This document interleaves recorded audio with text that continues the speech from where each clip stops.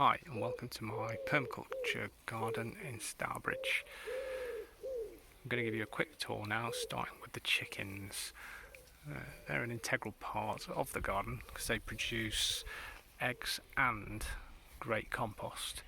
They're in what's called a deep litter system, where we just keep throwing straw and any garden waste in, and they combine it with their poo and keep turning it over all the time, and it becomes the most amazing compost, which we grow lots of stuff in, and we also spread on the garden as mulch. In those bins over there, that's human manure compost, which also gets used as mulch. We've got an apple tree there as well. There are a few apples on that, and over there is a kitchen waste compost bin, and here is the sort of main forest garden. It doesn't have to be a massive space, but it's about the principles of forest gardening. So you've got there a pear tree, which is the tree cover, and then you have the shrub layer in the form of these currant bushes, and then you've got the ground cover in the form of this perennial kale, and then you've got the root, the rhizome system in the form of that horseradish over there. So there are sort of 4 layers going on here. Some of it gets replaced. We don't sort of wipe it out all in one go, we just keep it adding to it, removing bits, and it's pretty low maintenance really. This is probably the most I've done to it in years. Removed some old kale from there and put these courgettes in a couple of weeks now, and they're just getting established. This is a bit more of a conventional bed, which, let's see, here we've got onions, but it's growing in a polyculture arrangement because we've got intercropped there with these onions, beetroots and lettuce and lamb's lettuce. The onions will come up soon because they're going to be ready in a few weeks, and in their place will go swedes. We'll keep the beetroots there, but the swedes and beets will grow into the autumn and provide food over the winter. Got another apple tree here. It's not been the best year for blossom in this garden, but there are a few on this tree.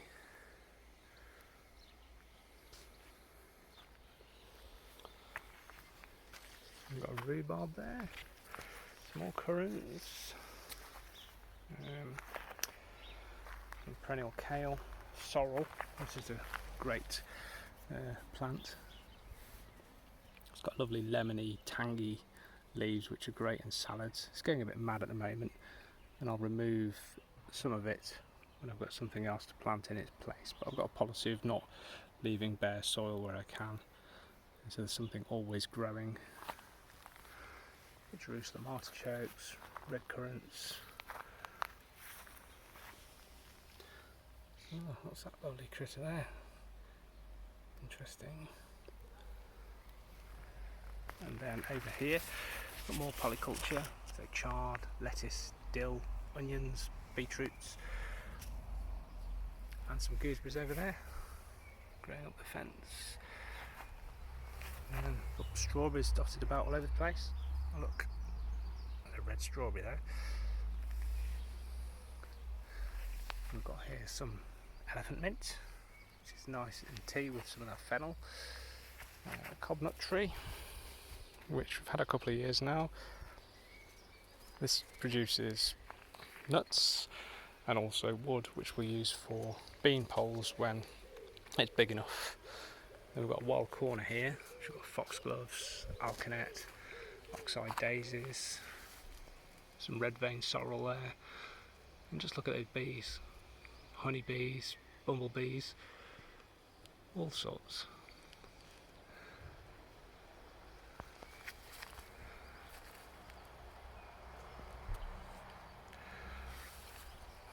Then here we've got another apple tree. Again, not much on there. There are a few apples. Spot the apple. And then underneath it we've got comfrey, which is a great apple companion plant. So it pulls the nutrients up from very deep down in the soil for the apple tree. It also makes great liquid feed, for tomatoes and other plants. Next we've got raspberries, which are also loved by the bees.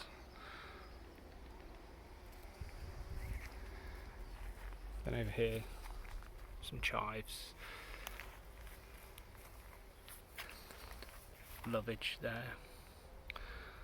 Normally that is much taller by now, but I think this dry spring is making everything grow really slowly. Right, let's go and look at the greenhouse.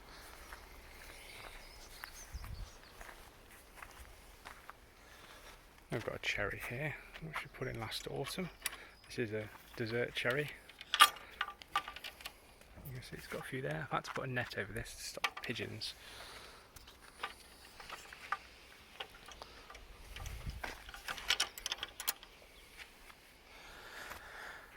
So here we've got potatoes, which were hit really hard by the frost a few weeks ago, but they've recovered nicely, and looking forward to eating those later in the summer. Then underneath this net we've got another polyculture. I'll just get this open. So cabbages, dill, lettuce, lots of lettuce, spring onions, rocket, more beetroot, spinach, carrots. So this net is on to keep cabbage white butterfly off, but also carrot fly. Right, let's go and look in the greenhouse. So I've got some more carrots here in a city council recycling tub. So growing them up high like that, they don't need covering or protection from carrot fly because the fly doesn't fly that high. Bit of a nursery area down here, albeit quite scruffy. More cabbage, spinach, perennial kale, young lettuces. We'll find somewhere for them soon. Then in here we've got our tomatoes, the 3 different varieties: Martina, Saint Pierre and Sungold.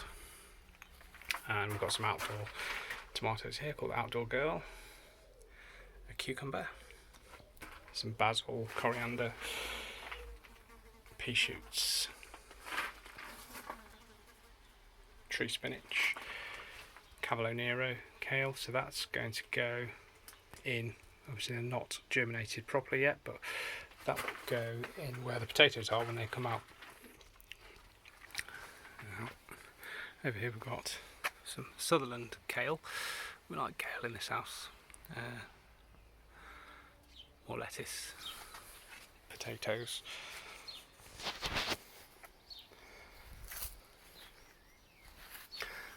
This is called woodavens. Some people might consider it a weed, but actually it is a useful plant. The leaves are edible and the roots are too, and they taste like cloves. Ragworts here. A lot of people would remove these considering them to be weeds, but they're not really, in my opinion. This is great habitat for cinnabar moth caterpillars. There's yellow and black striped caterpillars. I'm sure you've probably seen them, so we'll just leave that there and let it flower. It's quite pretty actually. But these woodavens are enjoyed by bees too.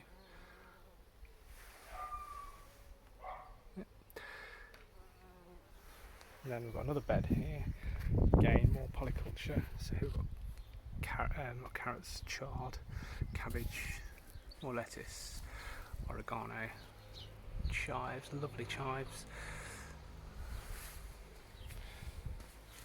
some strawberries in a planter. Then we've got a pallet planter housing leeks. And more strawberries. No red ones in here yet, but only a matter of time.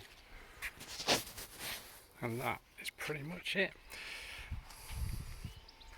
Any questions in the comments below?